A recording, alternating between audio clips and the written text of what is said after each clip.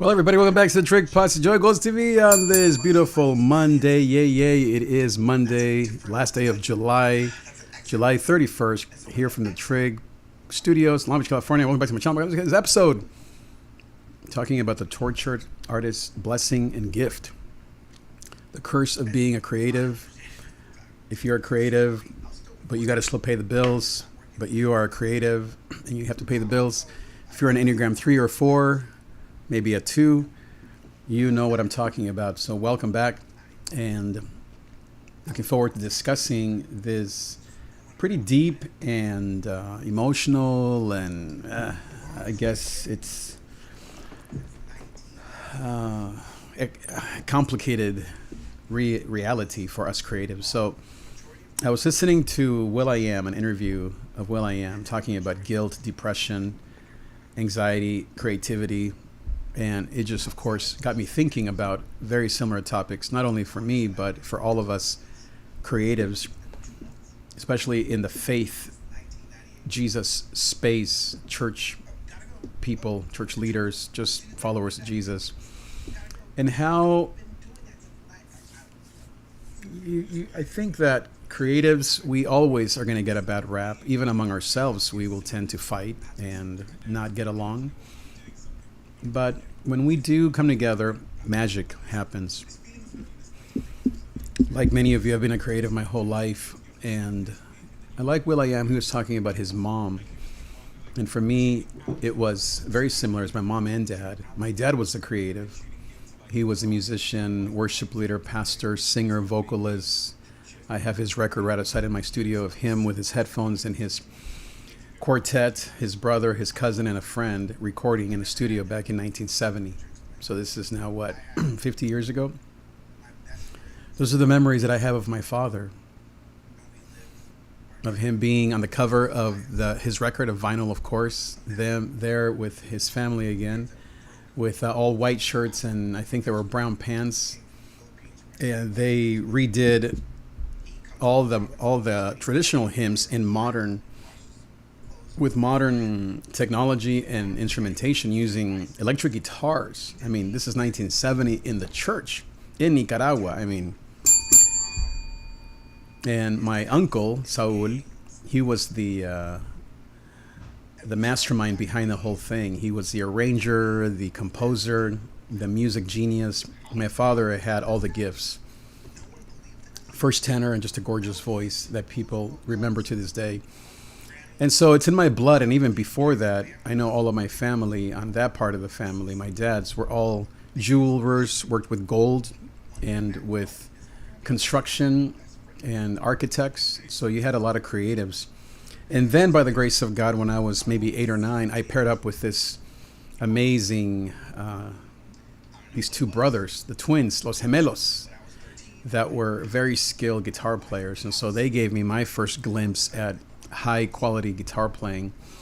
And I remember just from there wanting to be like them, and then just coming into my own in my teens, and then of course playing in the church for the last 30 years.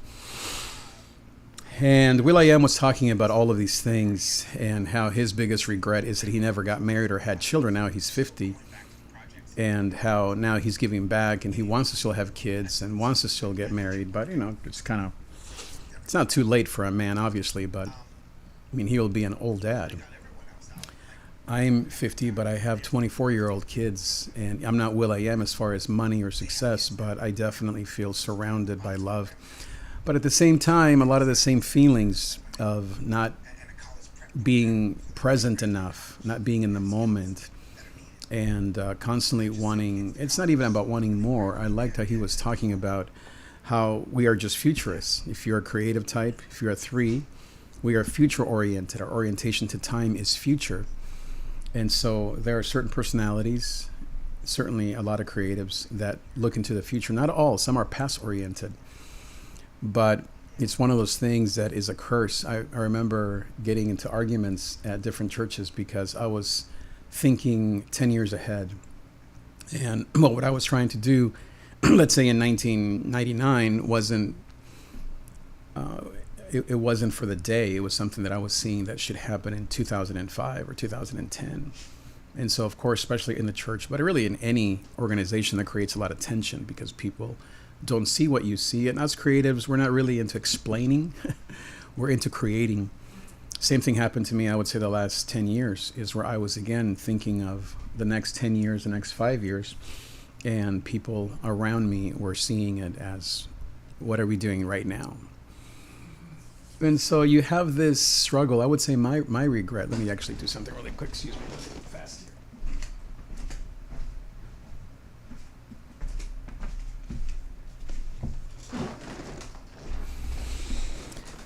I would say my regret with music and creativity is maybe not doubling down on it and perhaps moving around too much.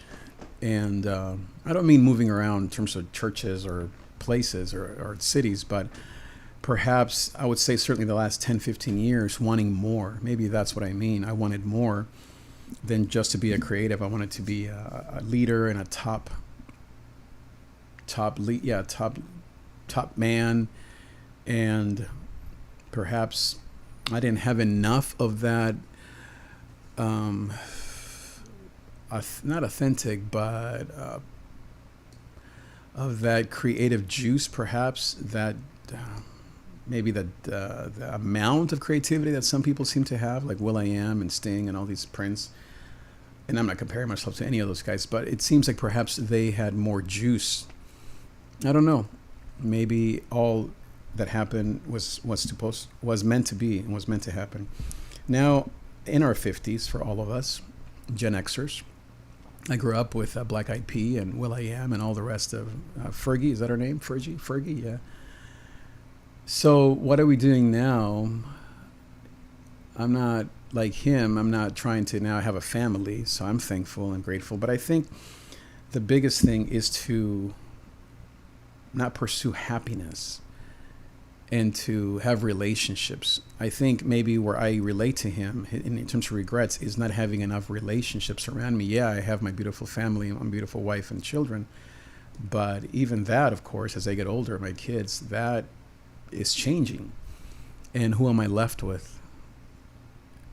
It's my community. And I don't have a very strong community. I tend to, in my creative mind, tend to move on very quickly to the next thing, because of whatever reasons, probably ambition, and what I compromise for, what I leave behind. The price that I pay is relationship. And in terms of the Enneagram, it's very 3, who in an unhealthy place tends to move to the 9, whereas in a good place, he or she should move to the 6, which is the more collaborative of all the numbers. Very wise, but also very pack oriented. And so I think that is the thing for me to do. It's not goals, or it's not to win more or to be more successful. In many ways, I have all that. But I think it is and it's not even to share what I have per se, although I always will love that. But I think it's just simply community.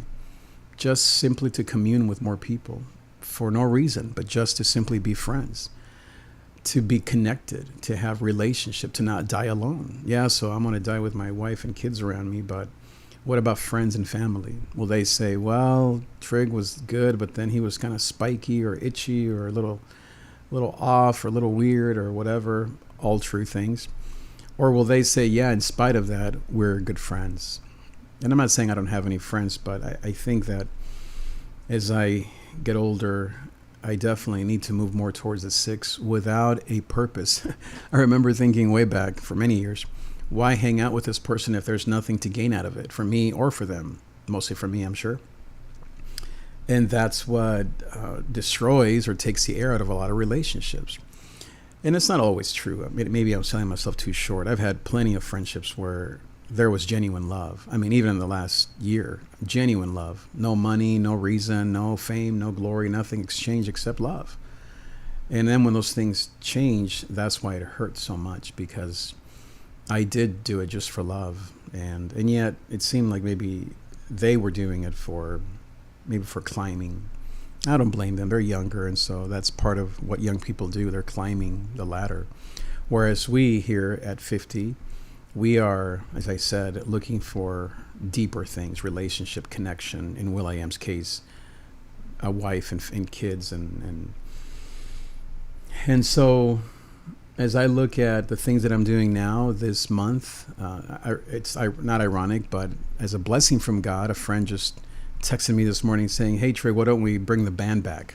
Not a band, but some friends that we used to hang out with at church a few years ago. And he said, "I'll bring the bagels and you bring the coffee." And I said, "Man, let's do it." And what a blessing, I thought. Perfect timing. The other day I was at my nephew's birthday party, and I was talking to some family members that I normally don't talk to.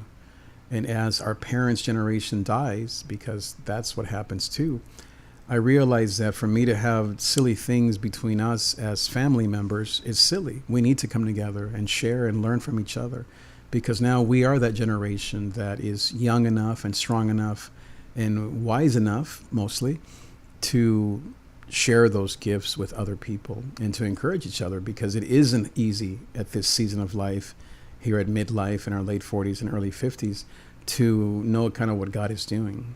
Everything that we used to hold dear, meaning the climb, the ambition, is no longer there. It's not needed. We've had our successes and failures. And plus, we're not going to start a brand new thing here at 50, but yet you have so much energy and passion. And passion seems to no longer be the word that I measure myself against, but more of a connection. It is that 6. They call the 6. What do they call the 6? I have all that stuff here. I love the 6. They call the 6 the loyalists. So be loyal. See, I don't think people would call me loyal. I think they would call me unloyal. They would call me someone who isn't always there, who is maybe there only for a season and then moves on. And in the name of ambition or whatever else, I don't know, the next frontier. And that hurts a lot of people, it hurts me. And so I'm trying to fix some of those problems. And I keep making the same mistakes. Even this year, I feel like I made some mistakes of perhaps pursuing greatness instead of being happy with true relationship and true connection and just simply be. And some of those big connections didn't even pan out. And so now I'm left with kind of a little bit of, what do they say, of egg on my face, because maybe I'm learning my lesson again and again. And so very interesting how life hits you and keeps you and maybe molds us towards what we're supposed to do. Another thing that I've been realizing as a creative, and maybe you can relate to, is feelings, and fickle feelings, as Joyce Myers used to call them. And the danger of negative feelings for us, of measuring ourselves. I remember my beautiful mother-in-law, rest in peace, who's with Jesus now. She dealt with a lot of anxiety as well, and she would measure the temperature of her food because she had some tongue issues, and so she was afraid of burning her tongue. And it became a psychosis type of thing, just over hypersensitization, as a book that I'm reading called Hope and Help for Your Nerves calls it hypersensitization. Say that 10 times in a row. But I think that's what I'm doing when I'm anxious. And these last 2 years have been maybe some of the worst, I don't know, post-pandemic, I guess. The pandemic certainly affected a lot of us creatives in negative ways and positive. But I think that my hypersensitization has been through the roof. And I'm realizing how all those endorphins, all that oxytocin, that's a positive one. What's the negative? Cortisol. All the cortisol that's in my body, literally still in my body. I have this pain that is all just stress, basically, like aire, we call them in Spanish.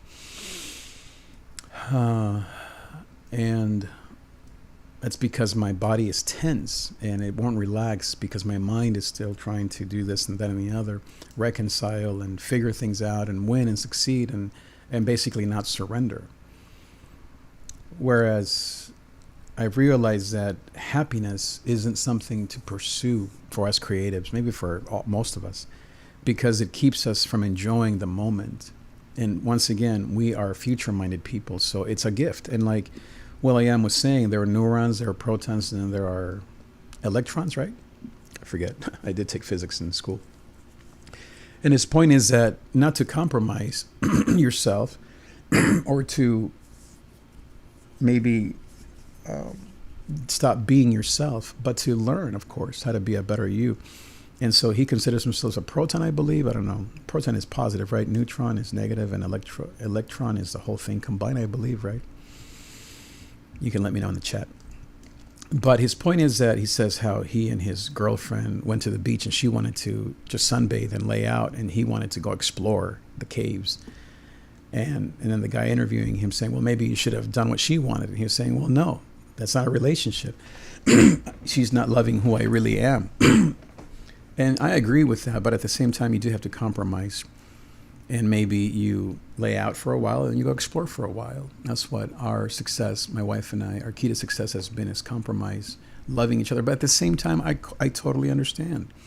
And I agree with him. For us creatives who always feel less than, unaccepted, weird, strange, not linear enough, not engineer enough, not architect enough, not accountant enough, whatever it is, we feel like the odd man out. And so for us to be ourselves with people that we love is very important so that we can continue to contribute to the world. I mean, who would ever want Will.i.am to stop making music, or Kanye or Timbaland or Prince when he was around? Of course, Sting, Post Malone, whoever, of course, Mac Miller, rest in peace, all these guys. Why would we want any of them to stop being creatives?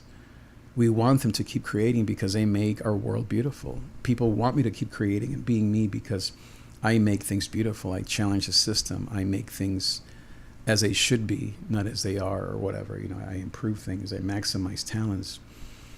But at the same time, as I said, the cost can be high. The cost of loneliness, the cost of having less success, or really not wanting any more successes. When that drug is used up, the drug of success and failure, then what else is there? Well, as I'm learning, is community and love and relationship for no apparent reason, but simply to be, just to be. No apparent reason, no other reason than just to be with others. Just the power and the safety of the pack. It's not good to be alone. Jesus, God said it. It's not good to be alone for man. And yes, your wife, yes, your kids, but the pack is so important. I don't have a pack. I've had it for seasons, but then as I said, I release the pack. I let go of the pack. I don't know what it is. I either get tired or upset, or I give in to myself. And so this idea of feelings is very important, to not measure the temperature of the food every time. One of the things that I realized is a bad habit of mine is every day I measure how happy do I feel. And I'm not against feelings. Once again, we are feelers. We are heart types. It would be like saying to an engineer to stop thinking and measuring things, or to a doer to stop working out every day. These are just natural gifts that we each have. But I think as creatives, we're definitely condemned and criticized because we're the world is not made for creatives, because we're in this practical world that measures numbers and fitness and bank accounts and how big your church is and how many likes and comments you have. So us creatives, we suffer in silence, creating without the externals. And sometimes people get the externals, right? A lot of creatives, of course. And then the rest of us who don't, we're then thinking, well, maybe I'm not a good creative. And yet none of that matters. Like Will.i.am says, we don't create for success. We create because it just spills out of us. That's exactly how I feel. It just comes out of me. I just can't stop creating no matter what's happening. But the idea of happiness and of stop measuring happiness is very important. As I said, because of loss and job and money and all these typical things, I wake up every day still these days measuring and then saying I'm unhappy because I don't have the money, the fame, the status that a 3 longs for. And so I'm realizing how damaging that is, because as I said, it keeps us from being in relationship with life, with God, with what we do have. It's not even about what we do have or not. It's not even about contentment, although all that stuff fits. It's truly about measuring another thing and changing your whole perspective, rewiring our neurons, as my wife, as Rochelle would say, is new connections. And so instead of measuring myself against happiness, which really, or unhappiness, which really stems from I'm not perfect enough or successful enough, back to the three, instead, what if I measure myself in terms of happiness as how many relationships I'm in with, and how many people I'm in relationship with. Oh, they bug me, I don't like them, they're ugly, they're basically judging them, thinking that I'm better than them. And so therefore I withdraw. I remember I had a friend, dear friend, John, who came out to visit his family. He lives in Colorado. And I was at the time recently unemployed. It was maybe about a year ago, 2 years ago this month. And I, out of shame, he's a dear friend who I truly love to this day, him and his wife and children.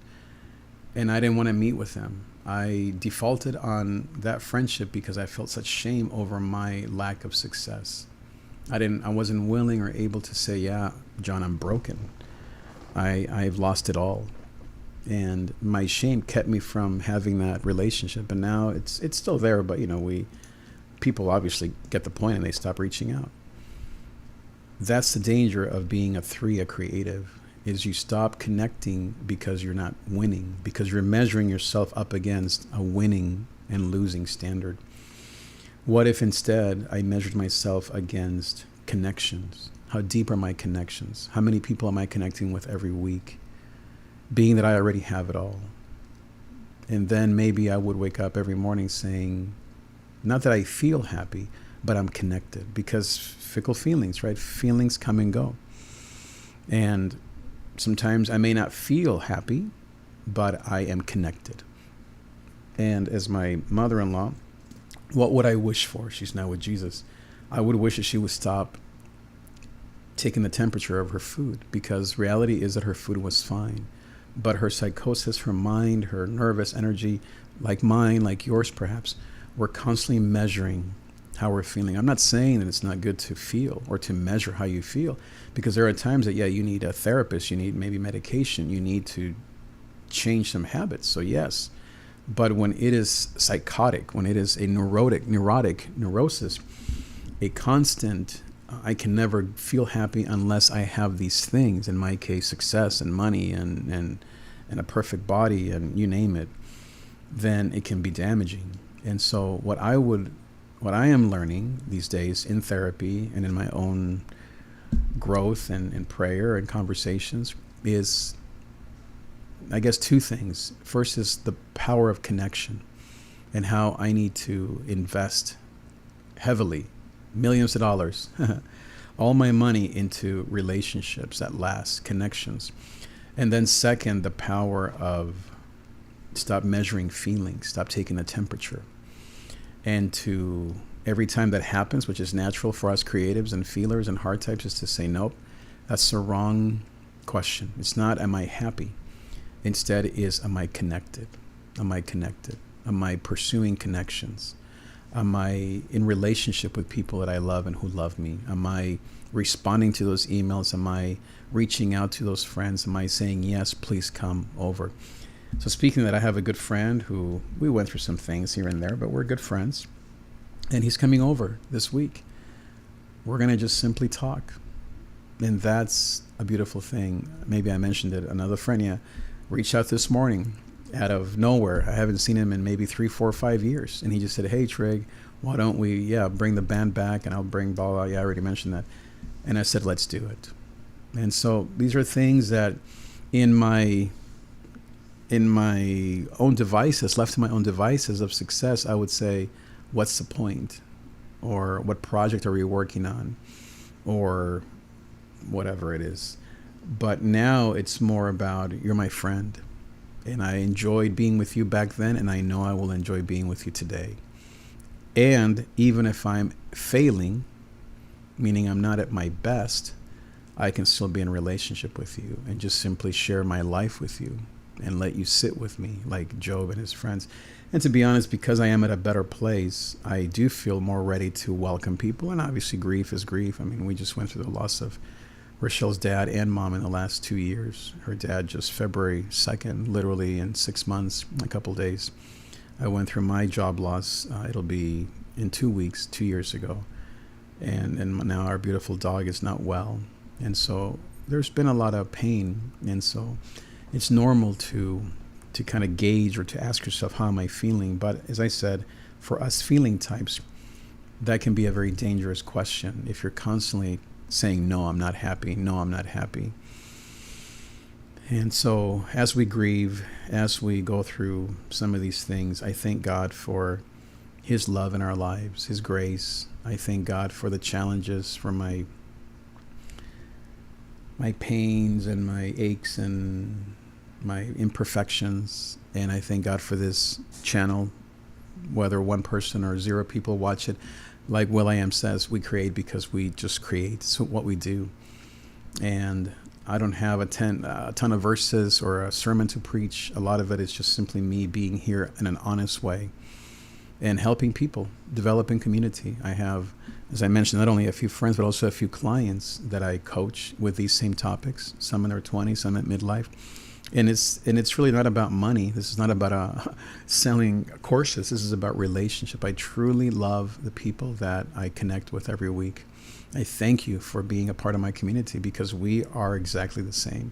We're all go-getters. We are either 3, 7, 9s in the Enneagram.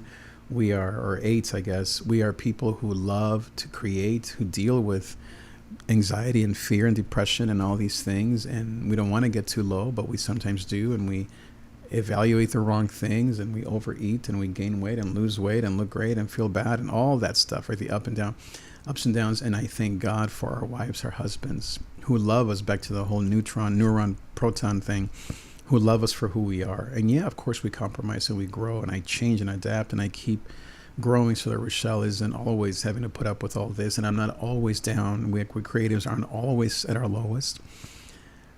Most of the time, especially 3s, we're at our peak, and that's why people love us and can't get enough of us. But then when we go through these low times, it's hard for people to want to be around us, because they want the shiny person back, and we're not shining at this point. We're dealing with stuff, and that's okay. And I thank God for all the ups and downs. And maybe I'll close with this. The last few months I've been interviewing at this one place, and it didn't happen. But I met 2 people, and certainly one who was a really wonderful connection. And I texted him a few times, emailed him, and then I saw him at just out and about at a coffee shop, and we hugged. And we don't even know each other except for interviews, which is pretty stale and more of a professional thing. But we hugged like we liked each other. And I'm considering, should I reach out to him and just hang out, invite him to my house, and no longer about a job, but just about friendship and about relationship. And we have a lot in common, because I know he's going through some things that I've been through, and vice versa. He's a little younger than me. Maybe I can be a mentor to him. Who knows, without job stuff and all that mess. Perhaps. Who knows, right? Maybe God has something in mind. Maybe not. My point is that that's a growth edge for me, a growing edge for me. Not seeing this young man as just someone to get a good reference from, but instead someone that can be a friend, because we do have a lot in common, and maybe we can connect. And who knows what God can do through that friendship. That has nothing to do with jobs or success or status, but just more with community and with, what is it again? The advocate, is that what the 6 is? The loyalist, man, talk about a foreign word to me. I'm not a very loyal person. I'm very loyal at home with my wife and kids, but it seems like in friendships, I have a long way to go, definitely. So I apologize to all the people that I haven't been loyal to over the last 30 years that have deeply loved me, and I am here to say, give me another chance. I want to change. I want to grow old with you, my friends. Colorado and here and there and everywhere, people that I love and have loved me. I'm not dying. I'm not in danger. So this is not like some crazy end of life request. I just simply want to change some things in my life to do the next 30 years of life, whatever God gives me, with people that I'm loyal to, and with friendships that are definitely, that are genuine and are true. And to quiet down those feelings of success and of failure and of measuring how many dollars or how many pounds of muscle I have. And instead to say, Lord, I love you, I love my wife and kids, and I love the body of Christ that you've surrounded me with, a community of believers, the people that I get to coach. And thank you, Lord, for that, regardless of success. If you would like my coaching, if you relate to this and you want to be a part of my community, there's my dear Daisy. She's not well, but I'm glad she's barking. But if you would like to be a part of my community along with Daisy, my dog, please click on the bottom link, davidtrey.com/coaching, and we can get started with you meeting. I recommend twice a week for 12 weeks to get you started back on the right track of building your mind, your mindset, your success. If you are kind of at midlife, to help you rediscover yourself. If you're a younger person dealing with fear, shame, with relationship issues, with some anxiety, to help you with that so that you can get back on track being the best version of yourself. Thank you again for being here. I'll see you next time.